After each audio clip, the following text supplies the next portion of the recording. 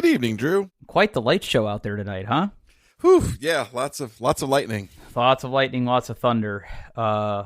Really makes me nervous. Like, makes me exceptionally nervous. How so? Just doesn't like storms? Well, Rocky doesn't like storms. I mean, I usually don't mind thunderstorms, but the problem I'm having right now is I have two homes, and I'm only at one of them. Got it. Yes. And it's a major source of anxiety for me that I'm not at my house to sort of actively monitor things. My nightmare is that, the house has already gone through inspection and everything is good and we're moving towards our closing date, but oops, now there's water everywhere. So it's like, I don't want that. I don't want that. And it's just, I worry. I'm a worrier. So I'm just so desperately craving the closing to arrive, and we're not scheduled to do that for like another 2 weeks. And it just, I can't anymore. Got it. So, I get the feeling I'm going to be doing a lot of talking this episode, because I have a lot to talk about. I have teased sort of reviewing my smart camera system and a couple other things that I've sort of implemented at the house here. But I don't want it to be like a Drew-a-thon, man. So tell me something good before we start. Something good. Yeah. I have to text you something. Okay. But go ahead. You all right, talk. Okay. I mean, there's nothing good. There's only the grind, Drew. There's only the grind. My children. I'll just cover this real quick.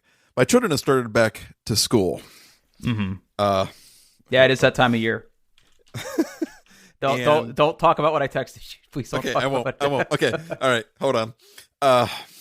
So the kids are going back to school, and my son, who I love very much, of course, is going to high school now, and we live in a school district that is geographically big, but doesn't have a lot of people in it.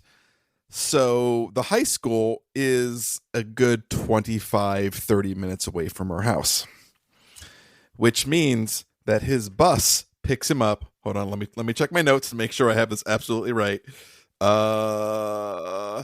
His bus picks him up at 6:39 a.m. in the morning. Wow. Okay. Which means I'm waking up at about like 5:30 to get up, take the dogs out, and then get him up at 5:45 so he can get up and get breakfast and get dressed and get out and wait for the bus. And I'm exhausted. I haven't been this tired in a long time. It's awful. What time was he being picked up before, like last year? Oh, it was like 7:30. I remember when I was in high school, before we moved closer to the high school, because my freshman and sophomore years, we hadn't moved to our new house, and I remember that the bus would pick us up at like 7:05, and it was like a 10-minute walk to the bus stop. So I was out the door every day at 6:45. It's too early, Drew. It's too early. Okay, so you get him up and you get him off to the school bus then. Mm-hmm. How far away is the school bus stop? Oh, it's not that far. It's just around the corner a little bit. You just But you could check your mail on the way. Exactly. It's just a little bit past the mailboxes, of course. Yeah. Okay. So, all right, I'm just looking for a silver lining, buddy. Yeah. So when was his first day of school? Yesterday. Yesterday was their first day, and my daughter's as well. Yeah. Got it. Yeah, school I think is kind of in full swing here now. Are they doing the mask thing or no? Masks are not required in the schools. They are required on the buses. But when I say required, I mean they sent a strongly worded email saying you have to wear masks on the bus, and no one is enforcing it. So, meh. I remember my bus driver had like no real power over us. Yeah. She could pull the bus over. Yeah. Yeah, But and not only that, like my daughter's school bus is like so packed. There's like 3 to a seat, which is not good. So yeah, it's all kinds of. I mean, problems. you would have to wrap like an entire child in mask to like not. Yeah, exactly. Yeah. Hmm. Yeah. Exactly. Now, what grade is she in? She's in 7th? She's in 6th grade. 6th grade. Okay, so she has a little while before she gets to high school yet. Now, what time does she have to be out the door? Her bus is a little after 7:00, which is earlier than it was last year. Now, so does that mean you get Zach out the door, you come home, you use your AeroPress, and then you take her over to the bus stop? Pretty much, yeah. Okay. Same bus stop. No, different bus stop. Surprisingly, different bus stop. Okay. Different bus stop. This one, hers is actually closer to the house. I mean, not that either one of these are far. It's just like her bus stop I can see from my porch. His bus stop is around the corner. So now, do they have long bus rides? Arabelle's is not like. Yeah, Arabelle only because there's lots of kids in the middle school in this particular area, but we only live like 5 minutes away from the middle school. It's just, Zachary and the high school is like on the other side of the district. How's he like it so far? So far, so good. Yeah. The only problem, like his only real complaint is, I live in Tays Valley Schools, right? So they had originally built a high school. And then they kind of grew out of the high school. So they built another building attached to the building. And that is the quote unquote freshman building where where ideally all the freshman classes are and all the freshman lockers. Well, his locker is there, but he's in band. He's in some AP classes. He's taking a foreign language. So like half of his classes are in the regular high school. So he has to like trudge back and forth between the freshman building and the high school, just ping-ponging back and forth. Yeah. All right. Okay, I got a weird question for you. Okay. When you were in high school, you had a locker. Did you lock your locker? Absolutely. Okay, what did you keep in your locker? So I was in band, so our lockers were by the band room because it was convenient. I don't know. Which basically meant that I could never get to my locker between classes. It was just too far out of the way. So basically I shifted my day into, I carried the books that I had to use before lunch. The after lunch books were in the locker. I'd eat lunch, go to my locker, switch, and then, yeah. I remember like my freshman and sophomore year, I had a lock on my locker, but I really didn't like keep anything valuable in it. Like my books were in there and like my coat, gym clothes, but like there really wasn't anything else of like value. And like the lockers we had were very narrow. Like you could get a jacket in there and you could get some books in there. And then like it was weird because you would open the locker and there was like this little lever like on the inside of the door that you could like push up, and then like this panel would open above the locker. So it was like, imagine that there's 2 lockers side by side. And when the 2 lockers are side by side, you probably are looking at about a foot of lockers, right? So 6 and 6. And then above that, there is like a 1x1 little cube. And then above that, there's a 1x1 little cube. So like the locker on the left, like you hit this lever and the bottom cube opens. And then the one above that, the top cube opens. So like I kept my jacket and like my gym clothes or swim trunks or whatever the hell I was doing in like the bottom part of the locker. And all the books and stuff were in the upper part of the locker. But like come like my junior and senior years, I just stopped putting a lock on my locker, and I went to a pretty big high school. And I think the only thing of value that I ever had in my locker for any period of time was my graphing calculator. But look, it was a TI-89, and I think I could count on one hand the number of kids in school that had a graphing calculator that was theirs. So it was like we all knew each other. So if someone just showed up with a graphing calculator, you didn't have yours. It was pretty easy to figure out like who took it. But like, see, our lockers were the kind where the locks were like built in. Oh, so like you didn't have a choice. Your locker was locked. No, you had you had to bring your own lock. You had to bring your own lock. It was BYOL. But like, yeah. So like, come like my junior and senior years, like when I started driving, I started keeping the stuff I really cared about in my car, and I just locked that. And like I kept books, and like, you know, by then I didn't really carry a backpack around. Like I would just go to my locker, grab the book and the notebook I needed and just go. And like my car keys were always in my pocket. I didn't have a cell phone, right? I mean, this is long before cell phones. Right. And my graphing calculator was the most expensive thing that I had, and I only needed that for one class. So like unless I knew we were going to need it, it usually stayed in my car, and that was it, right? Like I never brought my Game Boy to school. I never brought really anything of value to school, so I just stopped caring. And like every summer, my mom would be like, "Do you need a new lock?" And I'm like, "No." See, like our school, like you could drive if you had your license, you could drive your car to school. But I always like see like these things where like seniors are like going off, they're leaving school to like go to lunch and stuff. At my high school, you couldn't go to your car during school. It was like you were in the building. You're not allowed outside of the building for any reason. You could not go to your car. Well,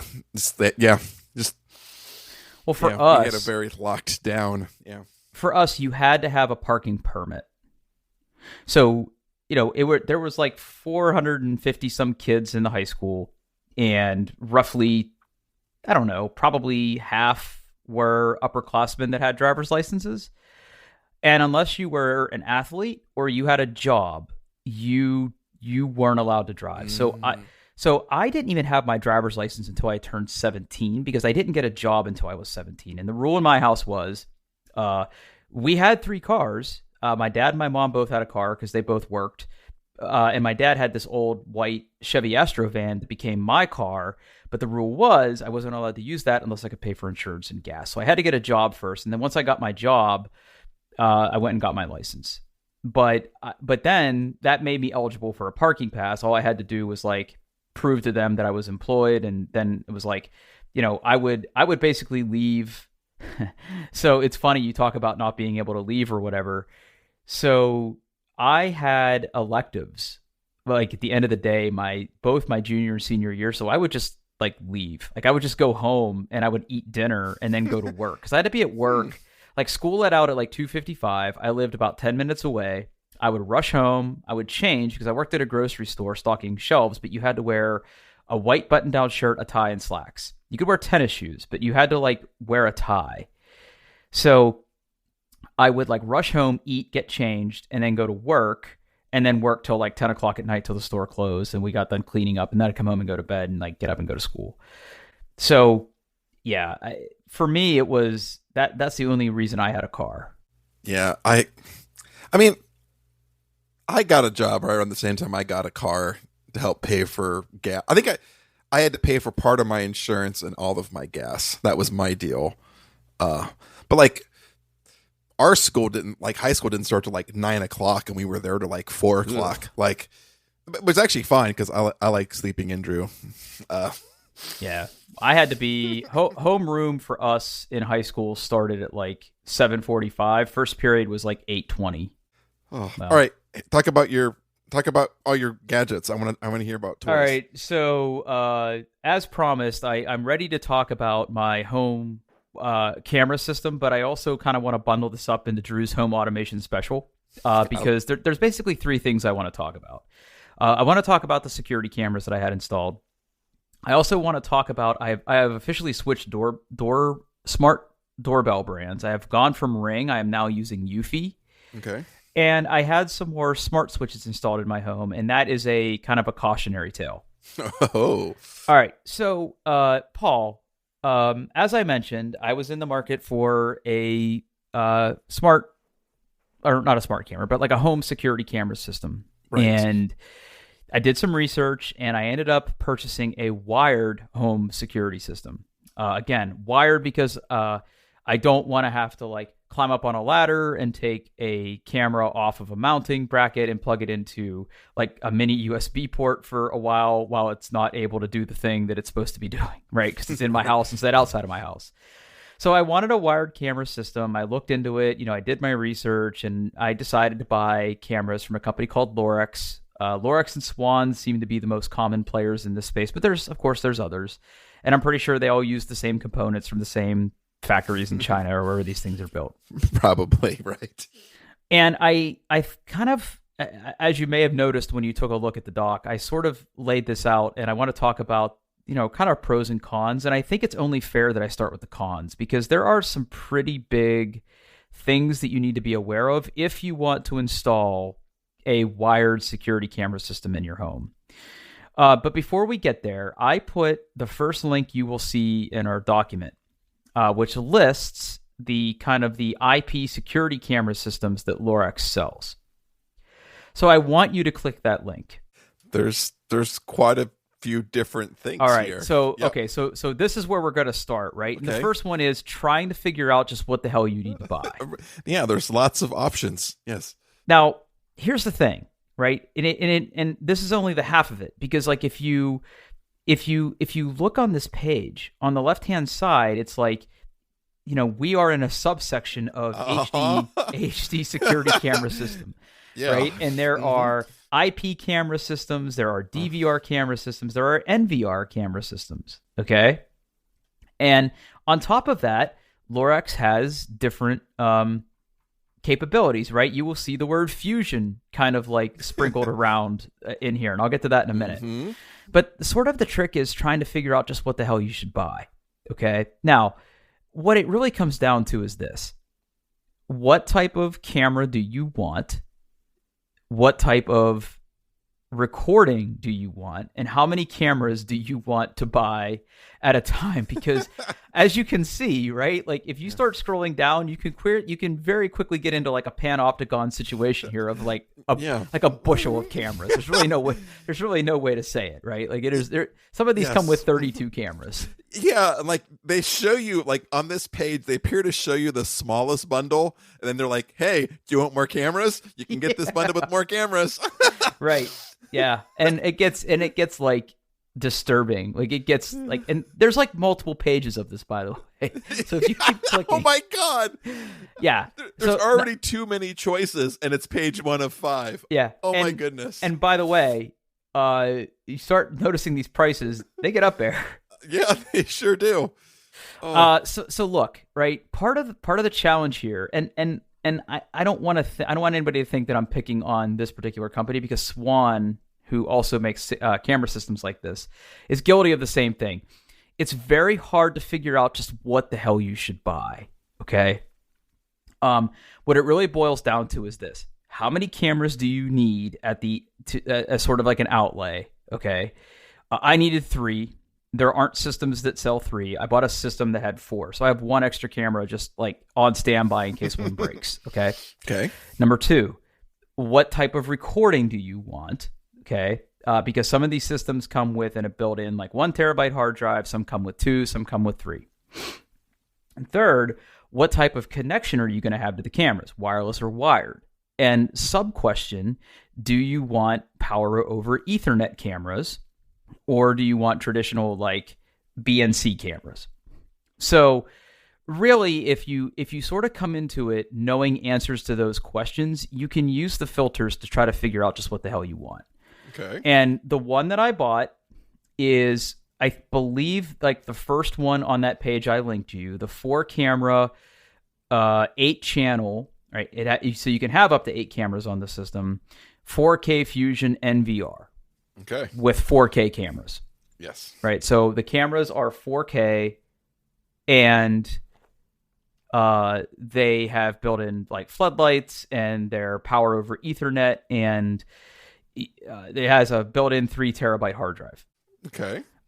So like once you kind of figure out what you need, that's when the real sort of fun begins. So I think they make too many things. Like, I just wish you could pick a system and then say, I want X cameras. But right.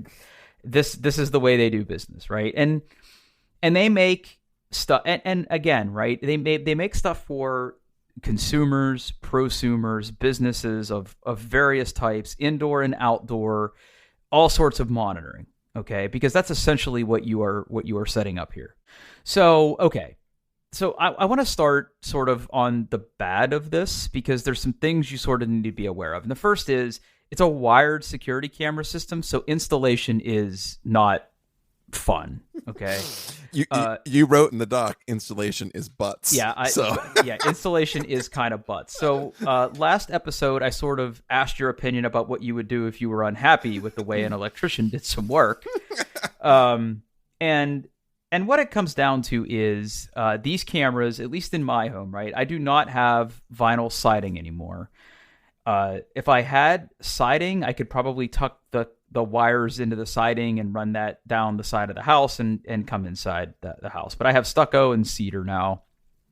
And there really was no good way to mount these cameras. And they are wired, so you sort of have to do a little bit of pre-planning, which I thought we had done, but turns out we didn't, right? So right.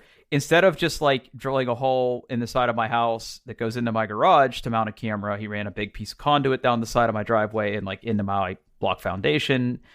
It's a whole thing. They're actually coming back to fix it, so quick follow-up for that. Good. Like I called and I said, hey, listen, I don't want the scary electrician that had the tattoos that almost died in my house to think I'm mad about the work that he did, but I'm not happy with the work that he did. So they're going to come back out and they're going to fix it. And really, there's only two things they need to fix. They're gonna basically redo the way they did the camera above my garage, and they're gonna redo the camera on my front porch. Because here's the thing: if they had just drilled a hole and then mounted the camera over the hole that they drilled, like the wires could just be tucked into the wall.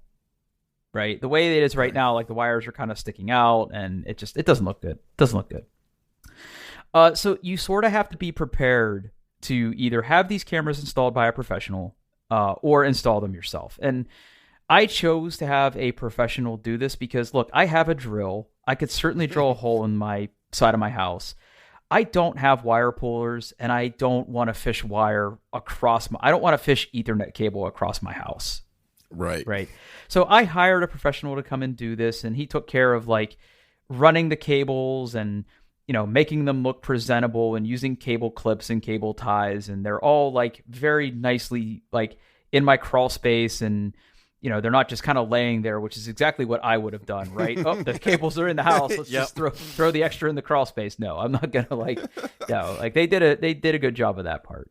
So just, you know, getting the cables from the cameras to where they need to go is a big part of this. And, you know, it was one guy that did all this work, and he was at my house for about 4.5 hours doing this. I can't imagine how long it would have taken me to do it myself. But, like, you know, he was there and he did all the work while I watched and told him that I didn't like the way he was doing it. And he got mad. But it was anyway, no, I'm kidding. But yeah, so just be prepared for a kind of a lengthy installation process. Now, the next thing, right, is the interface for this. And I'm going to use the word interface here in a very, very specific context, because on the back of the control unit, right? So the way it works is there's like essentially what is, I mean, it's a router is what it is. It is essentially a router. And it has its own PoE adapters on the back for the cameras. So like the Ethernet cables come from the camera and then plug in, and that's the power over Ethernet to the camera. And also on this thing, it has an HDMI port and a USB port. Mm-hmm. The reason for that is you plug and a VGA port. And a VGA port. But the idea is, and it also comes with an optical mouse, which I guess is a nice touch, but you plug the mouse into it, you plug it into a monitor, and you use that to sort of configure the system. So there's no unlike a lot of these other things that you buy today, there's no out-of-the-box app configuration for this. Like, this is a device that you have to configure. So you have to, even before you put it on your network, like, you have to have a way to connect it to a monitor and like set the date and time and set up the networking options that you want and sort of like register users, because you can have username and passwords that log into this thing. And like, you have to do all that work, and you have to do it with a mouse. I guess I could have connected a keyboard. I didn't try. It didn't really dawn on me till I was done. But like, you get like an on-screen keyboard that you have to click with the mouse to get it all configured. And then when you're done, you get this screen that can cycle between cameras, and you can use that monitor to sort of watch your system. Um, Now, there's other ways you can tie into this, and I swear to God, I looked everywhere online ahead of time because my goal is, right, I want a way to be able to see what the hell is going on around my house when I'm locked up in my basement all day. I want to see what's going on outside my driveway, which covers like the entryway into my subdivision. I want to be able to see what's going on my front porch. I want to be able to see what's going on my back porch. And even though this thing sits on your network, the only thing I could find was if you want to view this thing remotely, and you don't want to like run an HDMI cable from the device to like a monitor somewhere, which is what I was originally going to do, there is desktop software you can use and there is mobile software you can use. The desktop software is garbage. I'm just gonna come out and say it. Like the actual Lorex like desktop application is a nightmare because much like their camera selection page, depending on what model you have to find the right desktop app. The certain apps support certain models, other apps support other models, and it is the same story for the mobile application. You need to make sure you have the right app that is supported for your system. So whenever you're like on their downloads page, it very clearly says like for this model, click here. For this model, get this app. And some of them like function greatly different than the others. The desktop app for my camera system is really good at letting me watch the cameras in real time. And it's pretty good at letting me watch the playback. The mobile app is the exact opposite. It's really good at letting me watch playback and really assy at letting me watch cameras in real time. Huh.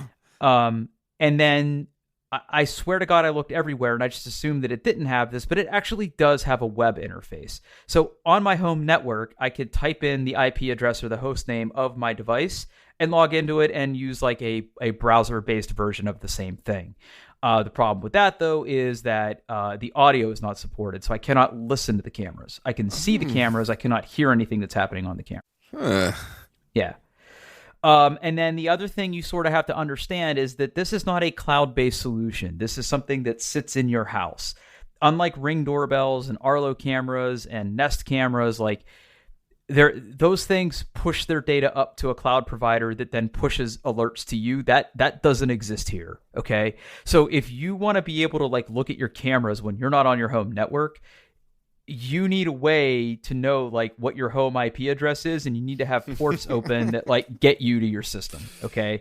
Now I would like to think that most people who are theoretical listeners of ours, I don't know if we have any left, but theoretical listeners of this podcast probably are comfortable doing that. Don't do it unless you're comfortable doing that, because you don't have to open like port 80 or port 443 or anything, but you have to open a specific port, and then you can get to it from your mobile phone app. So there's a lot of like setup involved to do this. And the other thing worth mentioning is because of kind of the ASCII interface, on each camera, you can define a zone. And actually, I didn't know this, but you actually have to define 2 zones.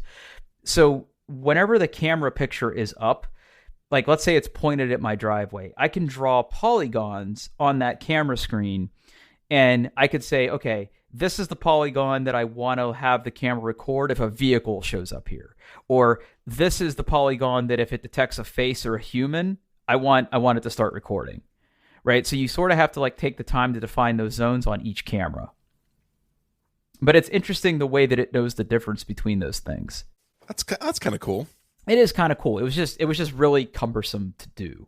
So like I spent like a couple hours with it last week, and like I said, I was like kind of like torqued off about it, which is why I didn't want to talk about it last week, because I was like just trying to figure stuff out. And the documentation is also not super great either. I think these things are designed in like multi-language scenarios. I don't think English is the first language. Well, I wonder if it's one of those things where they mostly sell to business, and as part of it, you get their white glove consulting services to help you set all this stuff up. Or vendors, right? Like vendors come in and take care of this for you. They configure all the software, and it's like, okay, it's time for your 4-hour training on how not to screw this up, right? It's like, right, yeah. I think that's what it is. So again, for consumers and prosumers, it's a little bit of a different story. So. Okay, so with all that out of the way, right, I am here to say that I am a big fan of this camera system. Okay. Even though I said all of those things, I'm a big fan, okay? Number one, I love the fact that I don't have to pay a cloud provider a fee to use this thing. All the recordings are managed locally. Built into the system, you can also have it FTP your recordings on a schedule somewhere else. So right now, my system in my house is every day I have it forward my recordings, and I'll talk about the different types of recordings here in a minute, but I have it forward any of like the events that it captures to my Synology, and then those go to Backblaze. Or what's the one we use? Is it Backblaze? Yeah, Backblaze. Yeah, Backblaze. B2. That's right. B2 on B2. Backblaze. Yeah. Yeah, so I have it go there.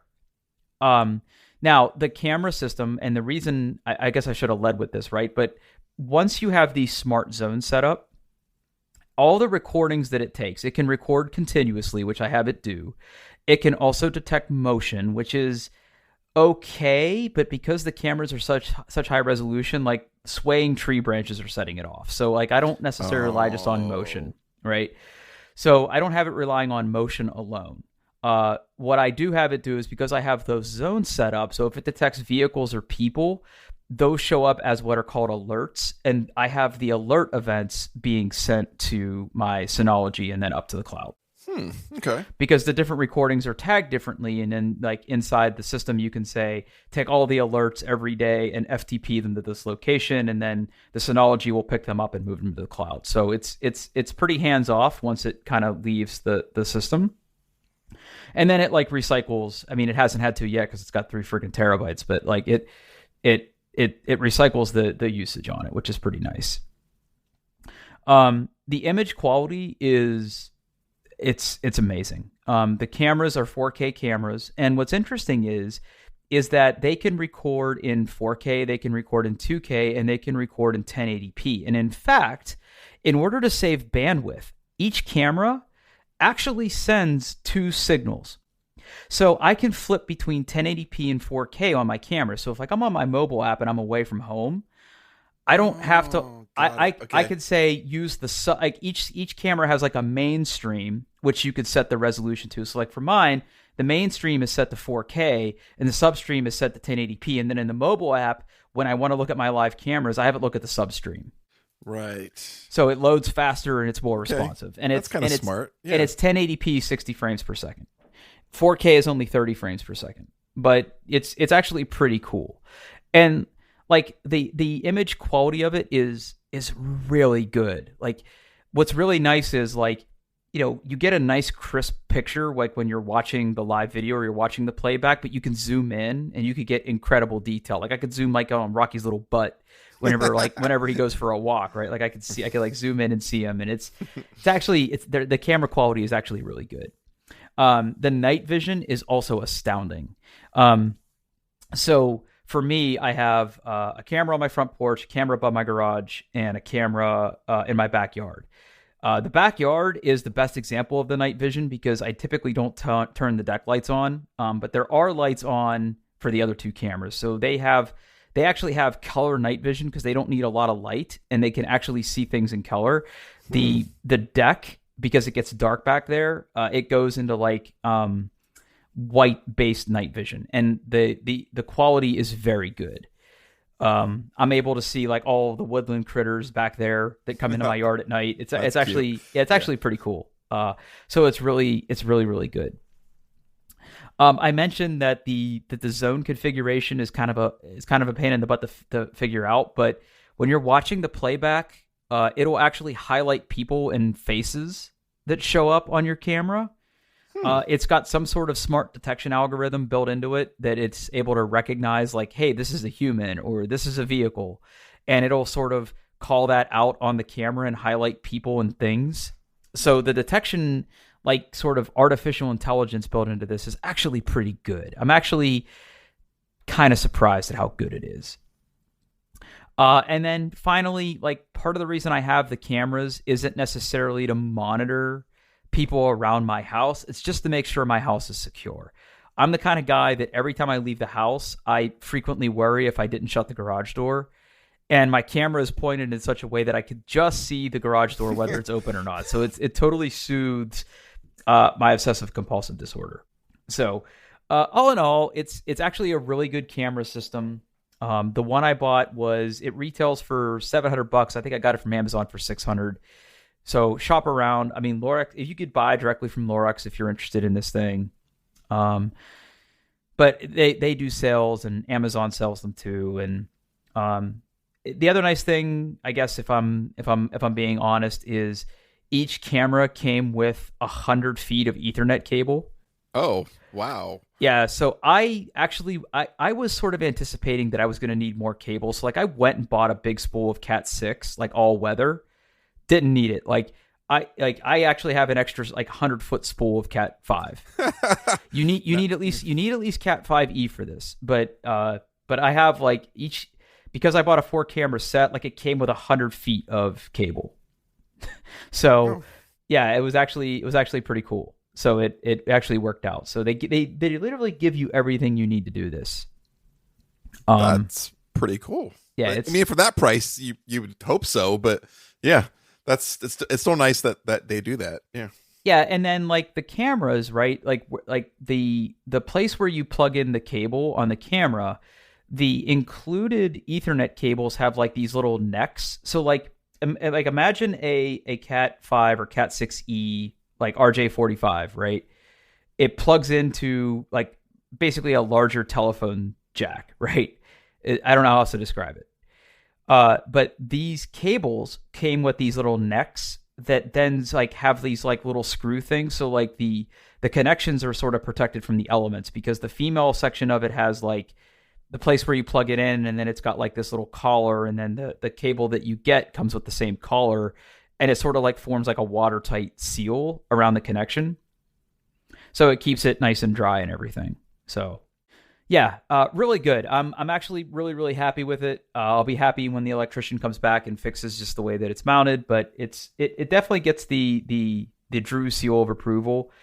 And listen, I know there's people out there that like the Arlo systems and the Ring systems, and I think even Ubiquiti makes wireless cameras, right? But they're super. I mean, that's super high end gear, right? For buying a whole kit that does all this stuff, and I don't need to buy into a whole other ecosystem. It was perfect. This particular system I bought is also one of Lorex's Fusion systems. So like if one day I want to buy a wireless camera for inside my house, it supports connecting to a wireless camera. Oh, okay. Yeah, and like Lorex also sells systems that have like, pan and tilt and zoom cameras that you can mount, and like those are compatible with this system too. So I don't know, if you're in the market for a good wired system, you really can't do better than Lorex. I think I really truly believe that. Excellent. Yep. I'm glad you're happy with it, except for all the things that you don't like. Yeah, I mean nothing's perfect, right? I can't. I mean, if I'm just being objective, those are things that I knew were going to be problems, that I'm very fortunate that I could afford to hire a professional to do it, because I would not wanted to mess around with that. That's something. Yeah. I mean, unless you really know what you're doing. Yeah. That's something you need to bring in the pros for. Yeah. Now, 2 other quick things, right? I mentioned that I switched doorbell companies. I had a Ring doorbell for a very long time, and it was fine. I mean, you have to pay a fee if you want access to like cloud recordings and all that other stuff. But really kind of the only reason I liked Ring is because I loved kind of reading the neighborhood alerts about, I mean, it's about as next door as you get, right? Yeah. And reading all the things like suspicious person in my driveway. It's literally just somebody turning around. And then every comment is, did you call the police? And it's the same thing over and over. And like, I think I heard gunshots last night, right? It's like, no, you didn't. So the reason I sort of switched doorbell companies is mostly just because that's what was in this house when I bought it. And the doorbell I'm using now is a Eufy or Eufy. I don't know how to say it. I like Eufy. Eufy sounds cuter. Let's go with that. Yeah, let's go with Eufy. So it's a Eufy video doorbell. They make different models. They have a 2K and a 1080p model. They sell wired and they sell battery versions. The one that was left at this house is a battery 1080p version. I hate the fact that I have to charge this thing. because I have to go outside, and it has like a bracket that is mounted by the door, and it has like a weird release mechanism that I basically have to find something to poke it with to like get it off of there every time. Hold on, title. I'm sure they'll poke it to get it off. Yeah, I'm sure they'll poke it to get it off. All right. Sorry. I was really struggling to know where the title was going to come from. I'm just glad that I have... It always shows up. Life finds a way. Yeah. Now, that aside, it's actually pretty good. If I had the wired version of this, I think I'd be very, very happy. The reason for that is you don't have to pay a fee for this thing. The one I have is the battery-powered video doorbell, and it comes in two pieces. It comes in the piece that is outside the house, and there is a chime inside the house that sort of acts like a hub. So the doorbell actually connects to that, and the chime is what sits on your network. Okay. Now, the chime has a micro SD card slot, so all your recordings are local. Oh. Okay. So it's fine. It's fine. The video quality is good. It does everything the Ring does fine. But I do want to take a quick diversion and say that I have now officially declared that the Micro Center house brand micro SD cards are absolute dog shit. I have heard this from multiple people over and over again. Yeah, those are garbage. They're garbage. Yeah, now, I had a particular run-in with these things. So back when I built my Raspberry Pi Kubernetes cluster, I bought 6 Raspberry Pis, I bought 6 Micro Center SD cards, a bunch of USB cables, some Ethernet cables, and I installed Linux on those things, and the Raspberry Pis worked fine. They worked fine, okay? Like, Kubernetes on a Raspberry Pi, it's a sickness, whatever. Don't at me. But, it worked fine. Back when I bought the Dingus, back when you convinced me that I needed the Dingus, right? For playing the games. Yeah, I tried unsuccessfully to... what I did is I cloned the memory card that came with it, and then I tried to write the image of that card to a Micro Center brand SD card. And I tried 4 different cards, and at various points in the percentage complete, it would just die. Oh. But the minute that I switched to like a SanDisk, and let me be clear, right, before I get theoretical listeners that would, if we had listeners, would probably yell at me, well, you didn't have like a version whatever of this card. No. The Micro Center SD cards are supposed to be the same specifications as these SanDisk cards, only cheaper. I could never get them to clone, but the minute I would use like a SanDisk or like a, some other name brand of card, everything would work fine. So about a week after we got into this house, and I had taken a Micro Center SD card because in the process of unpacking, it's all I could find. I used it in the side of this Eufy doorbell chime, and it formatted it, and it was fine. And then one day, I came upstairs, and the little blue LED light that says everything's fine was red. Oh no! Okay, red is bad. Red is bad. Red is universally bad, and I tried to figure out what was going on. So I unplugged it from the wall, plugged it back in, it went blue. And if the chime isn't working, your doorbell isn't working. Okay. So it just says doorbell offline if that's red. So it worked for another 4 hours, and then it stopped working again. And at first I thought when the Sparky boys, the electricians, were here, I thought whenever he almost electrocuted himself, maybe he fried this, this chime, that was the issue. But then after sort of poking and prodding with it, it would light up blue, and then it would go red again really quick. And I'm like, I better try a different memory card.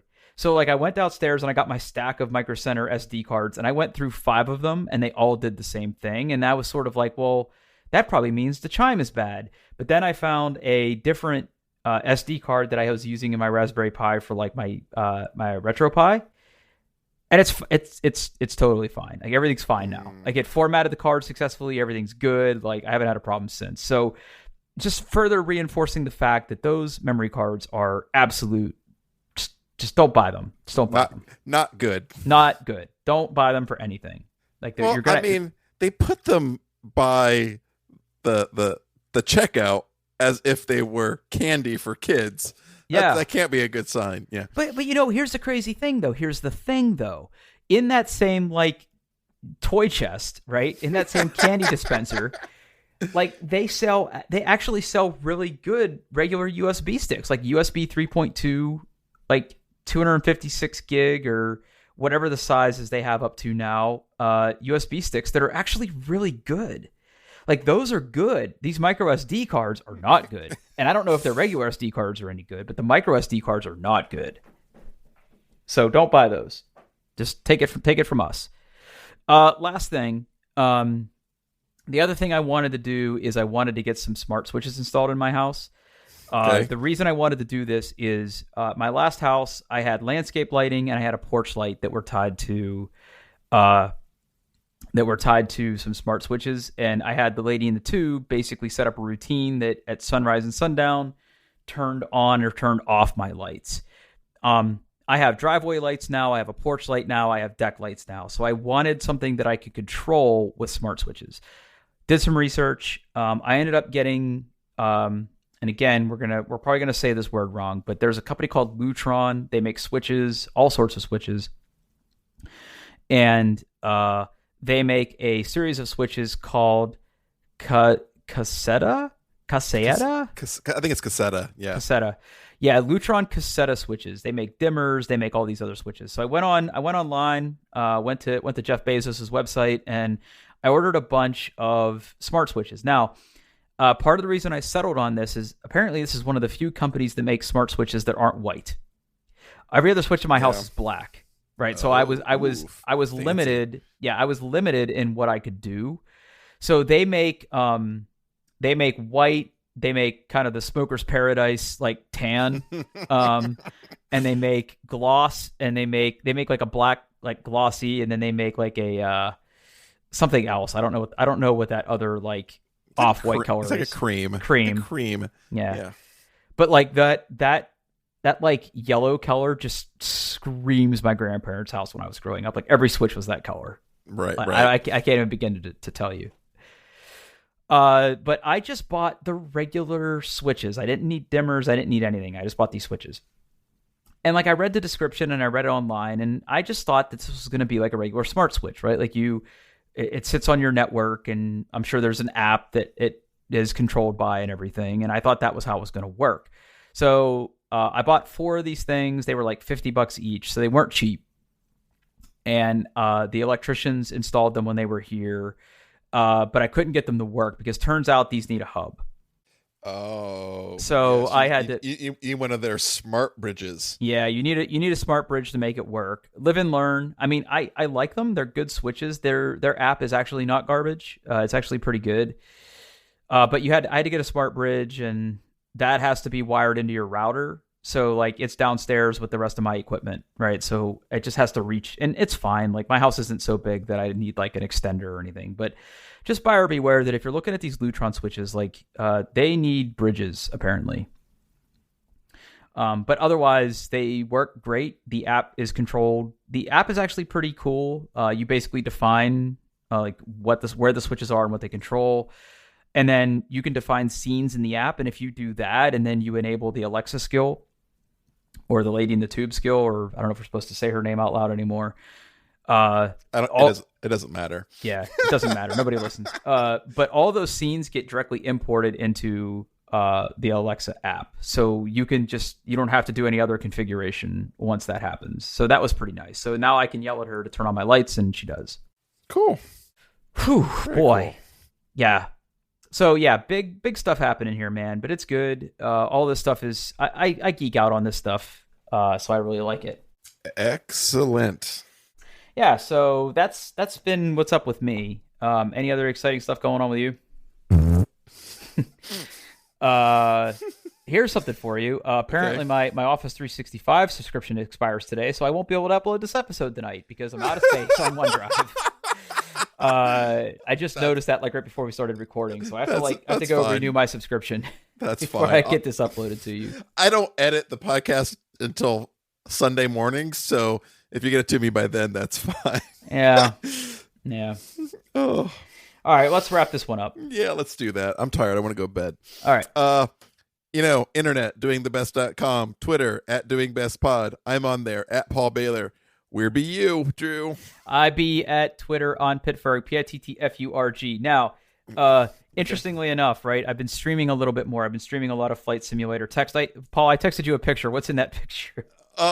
There's a whole lot of Flight Simulator gear. I'm so upset. I'm so upset with myself. I'm so mad at myself. You spent some money. That's going to be a topic for another podcast. All right, like we'll talk about that next week. We'll talk about my mental illness thing. You spent some money. I didn't though. I just you didn't? I don't. Okay. Okay. No, everything's fine. Everything's fine. Okay. Everything's fine. Okay. Did you rob somebody? No. I don't want to talk about it. I don't want to talk about it. Okay. Well, next week you can hear us talk about Drew's problem. All right. Bye, everybody. Bye, everybody.